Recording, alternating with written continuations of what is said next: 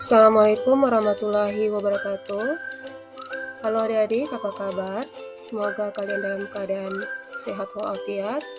Nah, pada pertemuan kali ini kita akan membahas materi lanjutan, yakni yang dengan judul protista mirip hewan atau protozoa.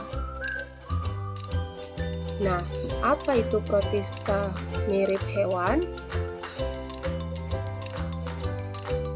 Nah, protista mirip hewan adalah protozoa di mana kelompok dari protista yang memiliki ciri-ciri yang mirip dengan hewan.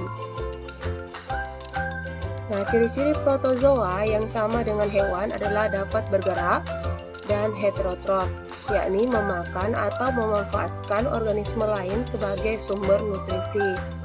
Nah, protozoa ini akan menelan atau memasukkan makanannya ke dalam sel tubuhnya atau bersifat intraseluler. Nah, bagaimanakah ciri-ciri protista mirip hewan?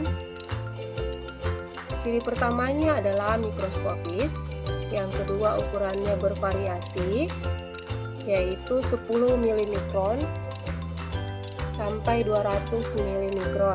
Yang ketiga, dapat diamati dengan mikroskop cahaya. Yang keempat, merupakan zooplankton di perairan. Yang kelima, termasuk dalam konsumen tingkat 1.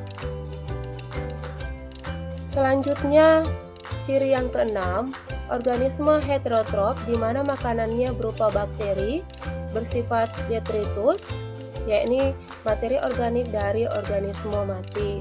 Yang ketujuh, hidupnya soliter atau berkoloni dengan cara mempertahankan diri dengan membungkus diri membentuk kista. Dan yang terakhir, hidup parasit, saprofit, dan hidup bebas.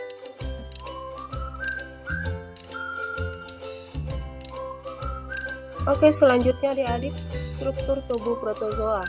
Nah, struktur tubuh protozoa ini terdiri atas sitoplasma, yakni membran plasma yang berfungsi sebagai pelindung.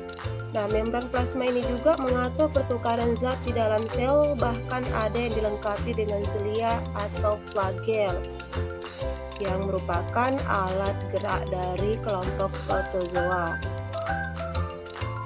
Nah, selain itu, di dalam tubuh protozoa terkandung organel lain, yaitu mitokondria, ribosom, vakuola makanan, vakuola kontraktil, lisosom, dan nukleus lebih dari satu, yakni makronukleus dan mikronukleus. Nah, di samping itu, kloroplas hanya dimiliki oleh filum flagellata dari kelompok protozoa. Adapun klasifikasi tubuh dari protozoa. Nah, berdasarkan alat geraknya, protista mirip hewan dibagi menjadi 4 filum, antara lain sebagai berikut. Yang pertama, Rhizopoda. Nah, Rhizopoda ini bergerak dengan menggunakan kaki semu atau akar yang disebut dengan Phaseodopodia. Kaki semu ini berasal dari sitoplasma yang menjulur. Di samping sebagai alat gerak, Phaseodopodia ini menjadi alat untuk memangsa makanan. Nah, salah satu contoh dari kelompok Rhizopoda adalah amuba. Nah, untuk lebih jelasnya, adik-adik bisa perhatikan gambar yang ada di samping, ya.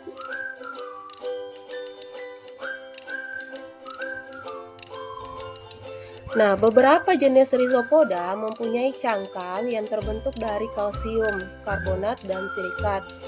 Nah, Rhizopoda ini dapat ditemukan di danau atau kolam. Nah, ciri-ciri dari Rhizopoda adalah sebagai berikut. 1. Bersifat heterotrof. 2. Alat gerak berupa Phaseodopodia. 3. Bentuk sel dapat berubah-ubah. 4. Reproduksi adalah aseksual dengan cara pembelahan binar. Nah, untuk struktur dari Rhizopoda itu sendiri atau salah satu contohnya adalah amuba, adik-adik bisa perhatikan gambar yang ada di samping, di mana amuba memiliki struktur bagian yakni vakuola berdenyut, vakuola makanan, inti, basidium, endoplasma, ektoplasma, plasmolema, dan sentriol. Oke, untuk selanjutnya kita masuk pada kelompok kedua, yaitu Ciliata. Nah, Ciliata ini bergerak dengan menggunakan silia atau rambut getar. Nah, silia ini terdapat di seluruh permukaan sel. Nah, silia ini berfungsi sebagai alat bantu untuk menggerakkan makanan ke sitoma atau mulut pada sel. Lanjut adik-adik, selain dapat hidup di perairan air tawar, Ciliata juga dapat hidup di perairan air asin. Nah, berikut ciri-cirinya. Nah, yang pertama, memiliki dua inti sel atau makronukleus dan mikronukleus. Nah, yang kedua, alat gerak berupa silia atau bulu getar. Yang ketiga, bersifat heterotrof. Dan yang keempat, reproduksi seksual dengan cara konjugasi. Dan yang kelima, reproduksinya aseksual dengan cara pembelahan biner. Nah, dari bisa perhatikan gambar yang ada di samping, itu adalah gambar salah satu jenis dari Ciliata, yaitu Ciliopora. Jadi di bagian seluruh tubuhnya ada nampak garis halus berwarna putih, itu disebut adalah Ciliata yang merupakan alat gerak dari kelompok silia. Nah, contoh lainnya adalah paramecium. Nah, ini adalah struktur dari paramecium adalah mempunyai silia, vakuola kontraktil, selaput sel, makronukleus, mikronukleus, makanan, pori mulut, vakuola makanan, dan pori-pori anal. Untuk lebih jelasnya, silakan adik perhatikan di gambarnya.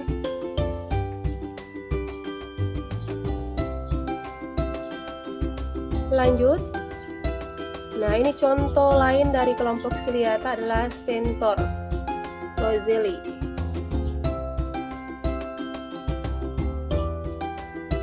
Nah, ini contoh lainnya lagi adalah Didinium sp.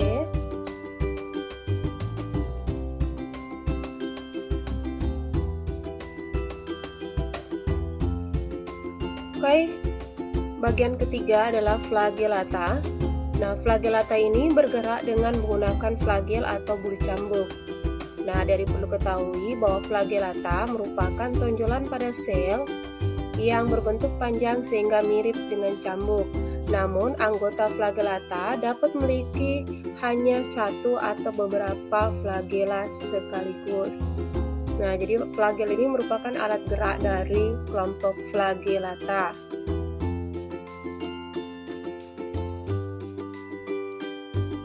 Adapun ciri-ciri dari kelompok Flagellata adalah yang pertama, mempunyai alat gerak berupa flagellum atau bulu cambuk. Yang kedua, reproduksi aseksual dengan cara pembelahan biner. Yang ketiga, habitatnya hidup di air dan bersimbiosis ataupun menjadi parasit dalam tubuh hewan dan manusia. Nah, di layar ada gambar dari kelompok Flagellata ya, yaitu Mastigophora. Nah, contoh lain dari kelompok Flagellata adalah Trypanosoma gambies. Nah, jenis ini dapat menyebabkan penyakit pada manusia dengan nama penyakit adalah penyakit tidur yang mematikan. Nah, ini biasanya hampir sebagian besar terserang pada orang Afrika ya. Jadi Trypanosoma gambies ini adalah salah satu spesies yang dapat menyebabkan penyakit tidur yang mematikan. Oke, kelompok yang keempat adalah sporozoa. Nah, sporozoa ini tidak memiliki alat gerak, bahkan semua jenis sporozoa hidup sebagai parasit di tubuh hewan dan manusia. Nah, sporozoa ini mengandung organel kompleks yang membantunya menempel pada inang. Nah, adapun ciri-ciri dari sporozoa adalah membentuk spora, tidak memiliki alat gerak, dan vakuola kontraktil, bereproduksi secara seksual dan aseksual, kemudian memiliki daur hidup kompleks, yakni yang pertama pada fase tertentu hidup pada inang tertentu, yang kedua pada fase berikutnya hidup pada inang yang berbeda. Salah satu contoh dari kelompok sporozoa adalah apikompleks ya. Jadi apikompleza. Jadi bisa perhatikan gambar yang ada di layar ya. Nah, salah satu contoh dari sporozoa adalah Plasmodium. Nah, Plasmodium ini dapat menyebabkan penyakit malaria pada manusia. Oke, demikian tadi pembahasan tentang protista mirip hewan. Untuk selanjutnya, silakan adik-adik kerjakan tugas yang ada tampil di layar. Dan kita akan bertemu kembali pada pembelajaran berikutnya dengan judul protista mirip jamur. Oke, jangan lupa like, komen, dan subscribe. Sampai jumpa di video berikutnya.